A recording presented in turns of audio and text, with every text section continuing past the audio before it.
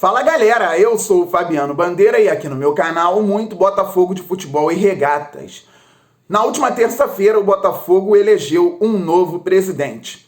E ontem a cidade do Rio de Janeiro elegeu um novo prefeito. Eles devem conversar? Antes de mais nada, se inscreva no canal Fabiano Bandeira. Já é inscrito? Traga novos inscritos. A próxima meta é bater os 20 mil até o final deste ano. É difícil? Sim. Impossível? Não, porque o glorioso é gigante. Deixe o like, isso é fundamental. Assim o YouTube entrega os conteúdos do canal Fabiano Bandeira falando só a respeito do glorioso Botafogo de futebol e regatas para mais pessoas.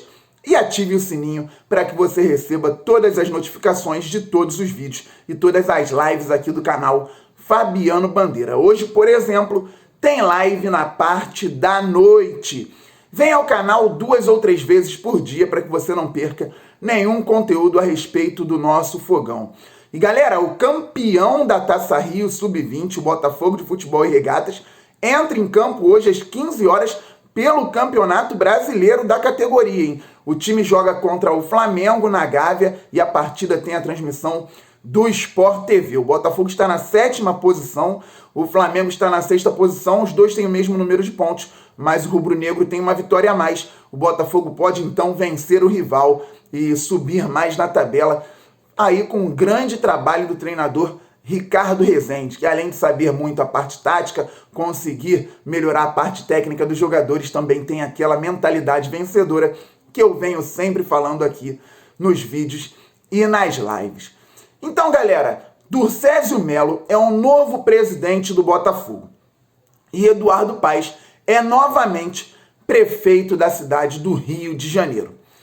Se lembrarmos, durante um mandato do Eduardo Paes, o Botafogo teve o estádio Newton Santos fechado. Ele até explicou num vídeo lá com Rica Perrone que chegaram 4 laudos à mesa dele, 3 diziam que estava tudo bem e um dizia que se batesse um vento de tal maneira, o teto do Newton Santos poderia cair. Tivemos muitos ventos violentos no Rio de Janeiro, tivemos muitas tempestades, muitas chuvas, até porque, principalmente no verão, o Rio de Janeiro é castigado, sim, pelas chuvas, e nada aconteceu com o nosso estádio. O Newton Santos ficou, durante um tempo importante, fechado, e depois também, para as obras das Olimpíadas e todo o processo olímpico, mais um período de fechamento do estádio. Com isso, o Botafogo perdeu aí quase 4 anos de uso. Ano passado, em 2019, houve ali um acerto entre o Botafogo e a Prefeitura, e o Botafogo então conseguiu renegociar o tempo da concessão, que terminaria em 2027, e agora o Botafogo tem o estádio Newton Santos até abril de 2031. Mas, gente, com o novo velho prefeito e o novo presidente do Botafogo, tem que haver conversas. O Botafogo tem o estádio Newton Santos, o Durcésio Melo tem que ligar para o Eduardo Paes, tem que marcar um encontro, conversar a respeito de tudo que pode ser feito no estádio. O Botafogo não pode ter limitações na sua própria casa, tem que conseguir fazer coisas boas para que o Newton Santos seja um estádio que gere lucro e não prejuízo, e também, por que não, tentar ainda aumentar o tempo de concessão. Muita gente pode ficar de olho no estádio Newton Santos. A gente sabe que tem clubes aqui no Rio de Janeiro que passam dificuldades com relação à gestão de estádios, com relação a outro grande estádio na cidade. Então o Botafogo tem que ficar de olho, tem que estar atento. Uma reunião ou reuniões periódicas entre a diretoria do Botafogo e o novo prefeito, o novo velho prefeito, podem ser bem importantes para que o clube consiga de alguma forma aí se cercar ainda de maneira mais efetiva com relação ao estádio Newton Santos. E o Botafogo tem que aproveitar também que ontem o Rodrigo Maia, presidente da Câmara, estava lá ao lado do Eduardo Paes, dando todo o apoio ao prefeito do Rio de Janeiro, e ir a Brasília também fazer reuniões com o botafoguense Rodrigo Maia. E aqui eu não estou pedindo para que nada seja feito às escuras, pelo contrário, fazer tudo às claras. Por exemplo, como está a lei do clube empresa? Vai ser aprovada ou não vai ser aprovada? Sabemos hoje que, de fato, a lei do clube empresa é muito importante para que o Botafogo se transforme em SA. Durante muito tempo, foi falado que isso não seria fundamental. Hoje nós vemos que é sim essencial para que o Botafogo se torne SA, que a lei do clube empresa ela seja sancionada. Então o Botafogo precisa também conversar sim com o Rodrigo Maia. A instituição tem que estar forte, o Botafogo tem que estar forte fora de campo, tem que se relacionar com as instituições, com a prefeitura da cidade do Rio de Janeiro, com o governo do estado do Rio de Janeiro e com o governo federal. Não se faz futebol só dentro de campo. É a realidade hoje. A gente já viu algumas ações sendo feitas com clubes rivais do Botafogo este ano, então nós não podemos ser os bonzinhos da situação. Sempre falo aqui que nos últimos anos o Botafogo é bonzinho com todo mundo, é bonzinho com o adversário, dentro e fora de campo, é bonzinho com as instituições, com a arbitragem, bonzinho com um monte de gente, menos com o torcedor. Com o torcedor o Botafogo tem sido malzinho, o torcedor alvinegro tem sofrido. Não pode mais acontecer. Então o Botafogo tem que se relacionar com governos e com instituições de maneira ética, de maneira respeitosa, às claras, sem fazer nada por trás dos panos, mas sempre se posicionando como uma instituição centenária que tem mais de 5 milhões de aficionados. O Botafogo é um gigante do futebol brasileiro. Eu sempre repito isso. E galera, eu vou fomentar aqui durante essa semana a mentalidade vencedora. Vou tentar lembrar aqui de vitórias importantes, impactantes contra o nosso rival, nosso adversário, o Flamengo, lá para o jogo do próximo sábado. E, primeiramente, eu falo aqui do jogo do Senta. A história, 1944, muito tempo atrás.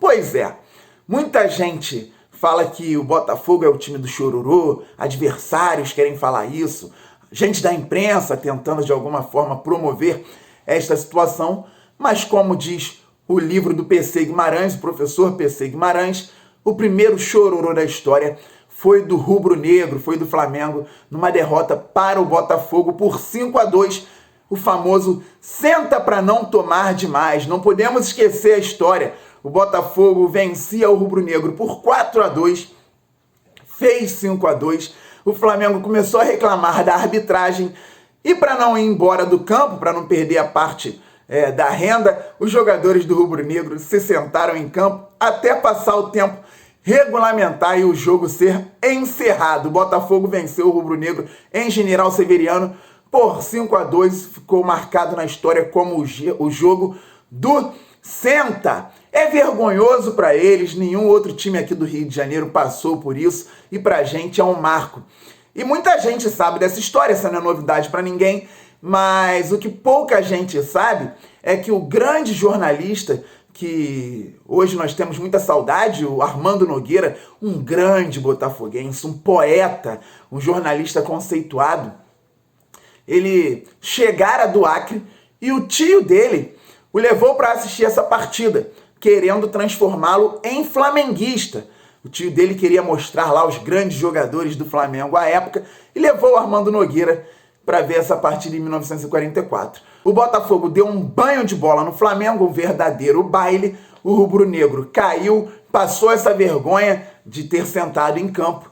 Então, Armando Nogueira, ainda criança, falou: bem, eu vou torcer para o Botafogo, para o alvinegro, para o preto e branco. E assim carregou a estrela solitária no peito até seu último dia de vida. Armando Nogueira, que nos deixa muita saudade, é um detalhe importantíssimo, uma estrela que brilha também na história do jogo do Senta. Pois é, pessoal, Botafogo 5, Flamengo 2. Durante a semana vou contar histórias aqui de vitórias épicas sobre o rubro-negro, vou contar histórias minhas pessoais também em grandes jogos contra o Flamengo, porque por mais que estejamos num momento muito ruim na nossa história, e eles estejam talvez no segundo melhor momento da história deles, o Botafogo é gigante e o Botafogo vence, tem vitórias épicas contra eles.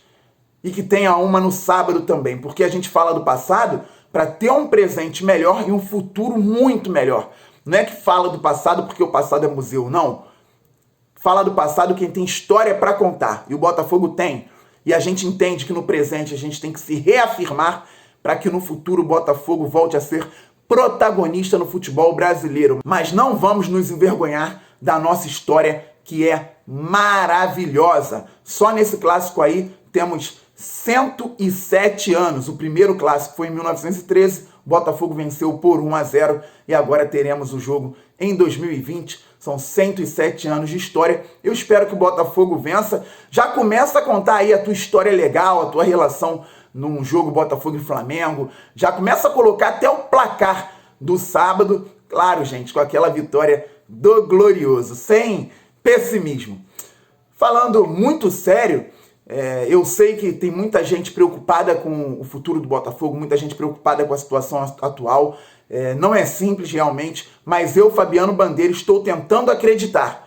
Quem quiser acreditar, vamos juntos. Quem não quiser também, não tem problema, pode comentar aí com muito respeito, muita educação, que é assim que a gente leva o canal. Um grande abraço, saudações alvinegras, estamos juntos, valeu, fui! You make me